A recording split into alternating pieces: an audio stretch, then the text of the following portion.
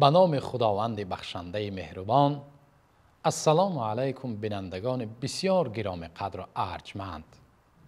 هر یک شما را به شبکه نجم تیوی و برنامه پارچه ها از حیات بزرگان خوش آمدید و خیر مقدم می گویم.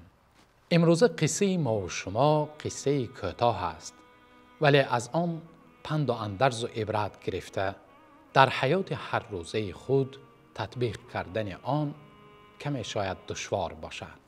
امروز قصه ما درباره دوستی و برادری است.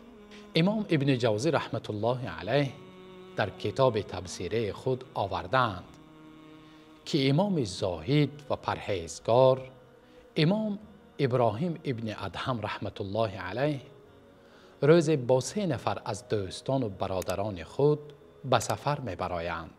وقت غروب آفتاب به نزد مسجد می رسند. نماز خود را در آن مسجد وارد شده می خوانند و برای شب گذرانیدن در آن مسجد خواب می کنند. ولی آن مسجد در نداشت و هوا بسیار خنک و سرد بود.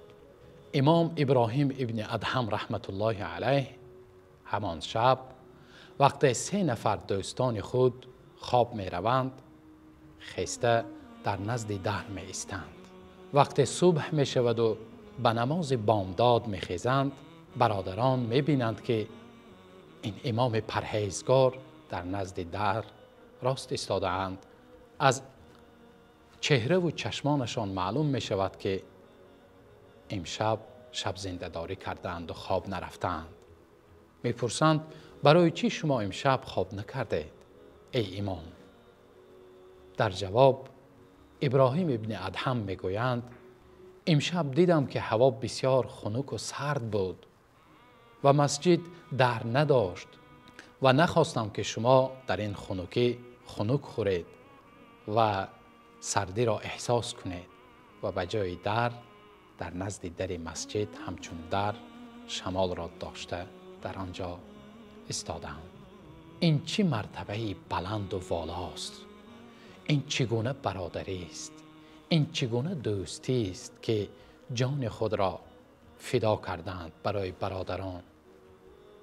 از این هم دیده قصه باز عجیبتر در دوامش باز یک قصه را ذکر میکنند که به خانه یکی از گذشتگان صالح ما و شما یکی از دوستان و برادرانشان می آیند می گویند ای برادر من 400 درهم قرض دارم. برادرش می گوید لحظه مرا انتظار شوید. به خانه وارد می شود، 400 درهم را گرفته به برادر خود می دهد. وقتی گشته به خانه خود می درآید گریه کنان وارد می شود. همسرش در این حالت تعجب می کند، می گوید برای چی شما گریه کنان به خانه وارد شدید؟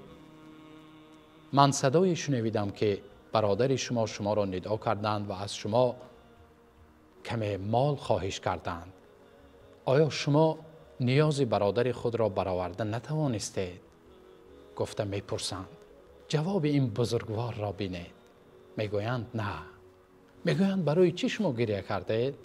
این طور باشد.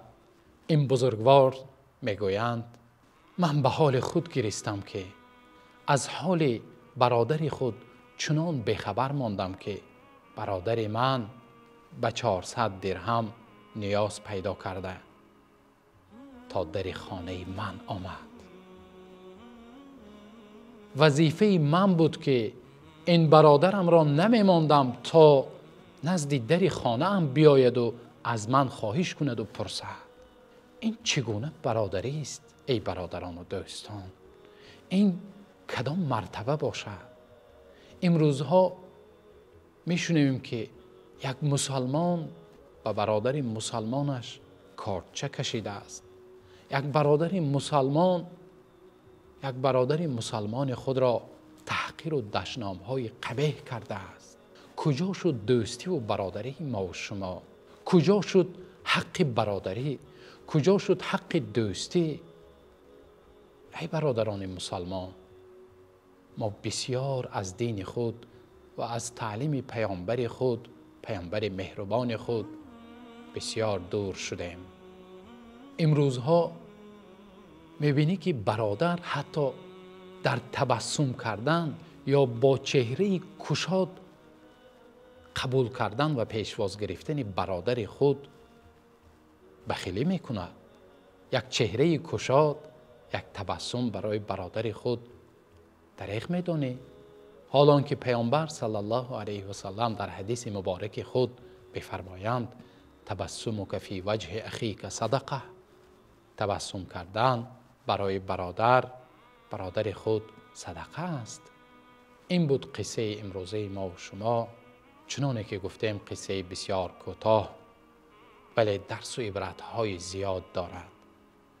خداوند مهر و محبت و الفت را بین ما و شما برادران اهل ایمان زیاد گرداند و کند که ما و شما برای برادران خود فداکار باشیم و همیشه حق و حقوق برادری را ادا کرده باشیم و همیشه با همدیگر با چهره گشاد، با تبسم و با خنده و با نرمی معامله کرده باشیم.